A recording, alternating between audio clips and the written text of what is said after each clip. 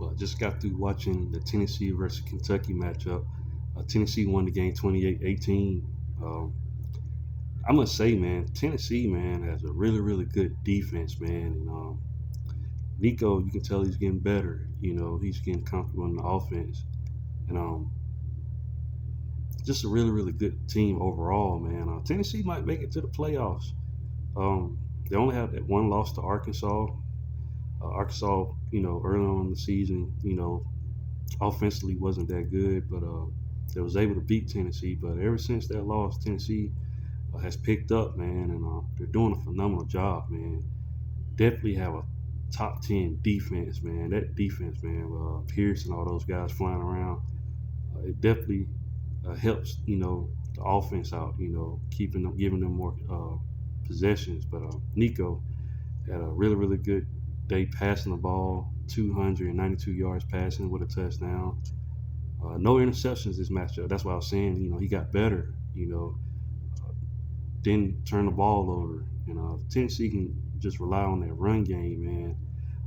They'll be fine, man. Samson, once again, one of the best running backs in the country, 141 yards rushing with 2 touchdowns, averaging 5.2 yards a carry. That's the recipe, man. Tennessee can definitely run the ball really, really well, and that definitely helps out, a freshman quarterback in Nico.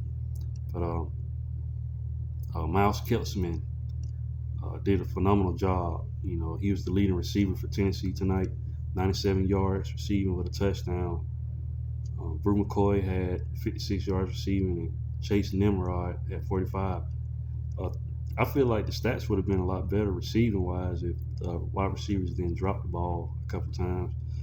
Uh, Chase Nimrod, looked like he had, him a touchdown. If he had brought it in, you got to give credit to the Kentucky, DB who kind of broke the pass up. But Tennessee could at least probably have about, at least scored in the high 30s, maybe 40s. This offense, you can tell, is starting to pick up.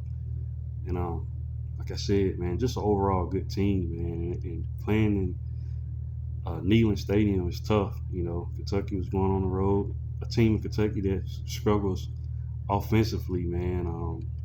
Brock Vandegrift, he passed for 123 yards, had 1 touchdown, but also had an interception. He got hurt.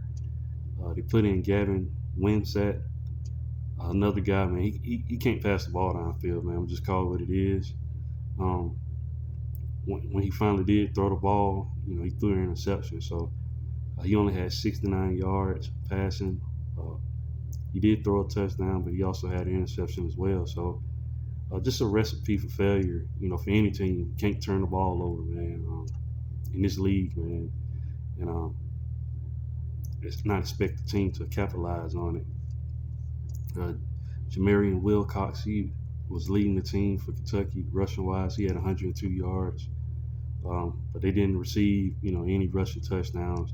Demi Sumo Carnbay only had 38 yards rushing, man. Like I said, this defense, man, is really, really good for Tennessee. Kentucky finished the game with 168 yards rushing, but like I said, just couldn't turn it to points. Dane Key, their best wide receiver, he only had 43 yards receiving, no touchdowns. Jamori Macklin, he had 32 yards receiving with a touchdown. I caught it with his right hand at the end of the backfield, the end zone, and I was able to bring it in. He was the only, 2 passes that he was able to get. They went for a 2-point, and he was able to get that. But other than that, man, Kentucky struggled. Like I said, they've been struggling all season. I just couldn't find consistency, on the offensive side of the ball. Really, really good defense, though. The defense definitely keeps them in games, but just not the Kentucky of old, man. Kentucky on the Mark Stoops normally was very, very physical at running the ball. Just couldn't really get it done. But you got to give credit to Tennessee, man. Just overall good defense and offense, man. Tennessee can go far. Still got some games that they have to play. I think Mississippi State, team in Mississippi State that's not that good, probably the bottom of the barrel in the SEC right now. But they played some teams really, really well. Played Texas well. played Georgia really, really well. But you know, that can be a tough matchup for Tennessee. And then, of course, Tennessee has the big matchup. They got to go on the road to Athens, Georgia. Georgia team, like I said, man, starts off slow. Tennessee could probably be in that matchup, man. It's going to be very interesting to see Tennessee's defense go against Georgia's offense. I think that's going to be the tale of the tape. And the other way around, Georgia's defense against Tennessee's offense. Uh, but Nico struggled with Georgia's defense, when they're playing lights out. If we get the Georgia team that played against Texas, it could be a tough matchup for Tennessee. But right now, man, they control their destiny, man. If they keep it up, Tennessee's going to be in the playoffs, definitely, man. With this win, I saw a stat where they said if they win, they got like a 68% chance to make it to the college football playoffs. So that's very, very high odds for them to get in the playoffs. So it's going to be very interesting, man. This year, man, college football, 12-team playoff. It's going to be very interesting when the committee comes together and when it's all said and done, what teams are going to be in there. I got a feeling a lot of SEC teams are going to be in there, but in Tennessee is definitely, I feel like, going to be one of the ones that's getting in there.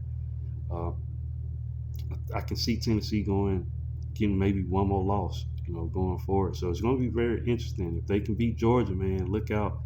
Tennessee is definitely going to be in the playoffs. But what do you guys think? Leave your thoughts and comments in the comment section. And once again, if you haven't, please like, share, and subscribe to the channel. And I'll definitely be back with more college football content. Thanks, guys, and roll tide.